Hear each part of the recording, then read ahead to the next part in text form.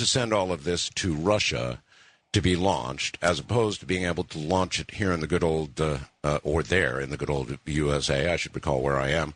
How sad is that for you? It's a tremendous story all by itself.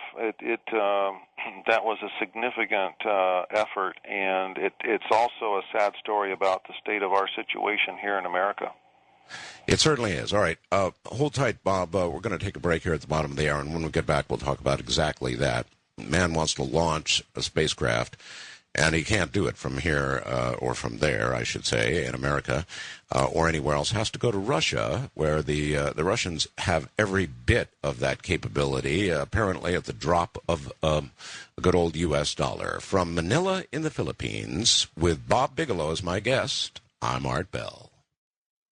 From my old stomping grounds in the Las Vegas area, I've got Bob Bigelow on the phone, and he is not just talk. The man has gone and done it. The spacecraft that he's launched is called Genesis, and it swings by about every 100 minutes or so, and it is a precursor to what ultimately is going to be accommodations that, who knows, you or your child may be able to take advantage of and go to space and spend a little time in space looking, toward the moon and stars, and then, of course, back toward Earth, which that spacecraft right now is doing with cameras. We've got several questions associated with that and why she had to launch from Russia instead of the U.S. coming up in a moment.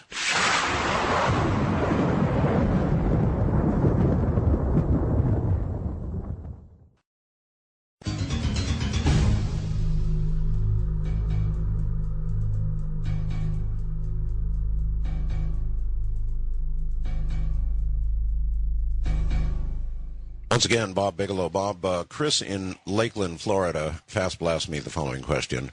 Art, if Mr. Bigelow does spot a UFO, is he going to release those photographs to the public when it happens? Absolutely. We would have no motivation not to. A lot of our program has to do with trying to connect with the public, and we're a grassroots small organization that's trying to do a variety of things that run against the current of national programs.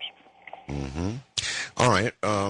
I will avoid any questions about NASA and UFOs because I know you're working to some degree with NASA, and I don't want to disrupt that relationship in any way.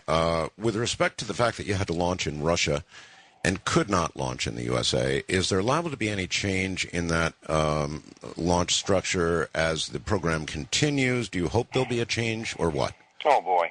We sure do hope there's going to be a change, and we're trying to, we have been for some time, trying to keep a foot in that domain in the transportation area and another foot in the destination and so on, but we can't fight a two-front war at one time. So we have a strategy, and we have been doing and will continue to do different things to stimulate domestic transportation abilities and launch more economical launch abilities. But as of the moment, this country is in a terrible situation for anything that would be remotely economical. There's just that unless you were launching a high revenue producing commercial or communication satellite, there probably isn't anything else that would remotely pay for the launch.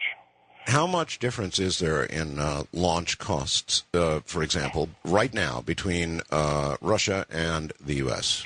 Well, it's not only many times. It's not only many times, a factor of quite a significant number of times, but it's worse than that. It's a matter of availability. The menu just isn't there. So we don't have the kind of choices in this country of launch vehicles, and apparently that's going to shrink even further because of the new partnership that Boeing and Lockheed are consummating. And so the expendable launch vehicle family is going to probably reduce even further. You remember back, Art, a number of years ago, when the shuttle was first underway back in the 80s, it was mandated that the shuttle carry all satellites to launch, and they did away with the expendable launch vehicles, the rockets, and then, of course, the Challenger disaster occurred, and they realized, boy, you have to have more than one line in the water to be able to function a space program for a nation, and especially communication-wise. Well, we're kind of headed back to that same kind of single fault failure position again. When you look ahead and beyond the shuttle with respect to America's current space program, are you saddened by what you see? In other words, once we're done with the shuttle, which may be earlier than we imagine, is what is coming next viable or just not well thought out? We've been very close to the CEV, the Crew Exploration Vehicle and Crew Launch Vehicle program. And as you know, those awards are going to be granted in September. By September 7th, the companies are going to be nominated as to who wins those awards, whether it's Northrop Grumman or it's Lockheed Martin. And as you alluded to, the shuttle program is really on its last legs.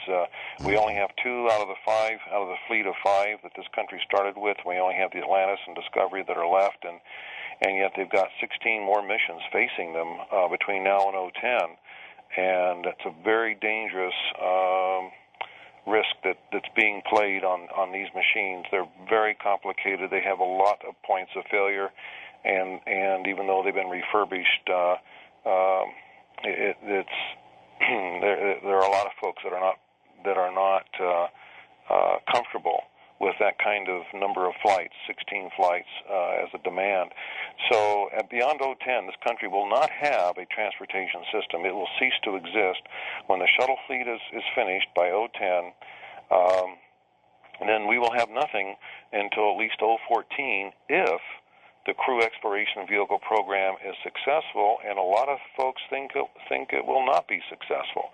Right. And even if it were, the costs are so prodigious that there is no way that we can forecast, and others that we deal with, that there's going to be a knockoff of that kind of propulsion system and module that the private sector could ever afford. So again, we look to overseas more than likely as to the future. Well, that's going to be one hell of a window of opportunity for you, isn't it? Well, there's a wild card to that. One of the wild cards, at least, there might be more than one, but one wild card is what SpaceX might do, and over in El Segundo with Elon Musk runs that company. He's trying to perfect the Falcon 1, and he's starting to initiate a second launch in a few months in November, and he wants to work his way up to larger launch vehicles. Now, if he succeeds, he could wind up being this country's answer to competitive launch, expendable launch vehicles, and possibly a transportation system that might be competitive to what Russia and other countries are going to have. Are you in close communication with them? Well, we are. We are the best friend that a launch company can have, because we don't go anywhere without them, and we are very codependent upon transportation for people and robotic autonomous rendezvous and docking systems like the Progress and the Soyuz for cargo. So yeah, we're very much plugged into what's going on in this country and overseas, of course, as well. It's a very serious game that we're involved in. Yes, it is. Robert, I'd like to suggest on behalf of all the amateur radio operators in the world, I've had a million messages on this already in this hour, and that is that on some future flight, you might want to consider putting an amateur radio repeater on board. Had anybody brought that up? No. That I would like to hear more about that. Well, it's a simple, small, weight-efficient little thing that would allow amateur radio operators to communicate worldwide, and certainly would bring an incredible amount of attention to your spacecraft. So it's just an idea I thought I'd toss out there and see I am making a note as we speak, and I will bring this up Monday to my folks and see what we might be able to do. Bless you. We just haven't been able to really get much space. Occasionally, there's been a little activity on the space station with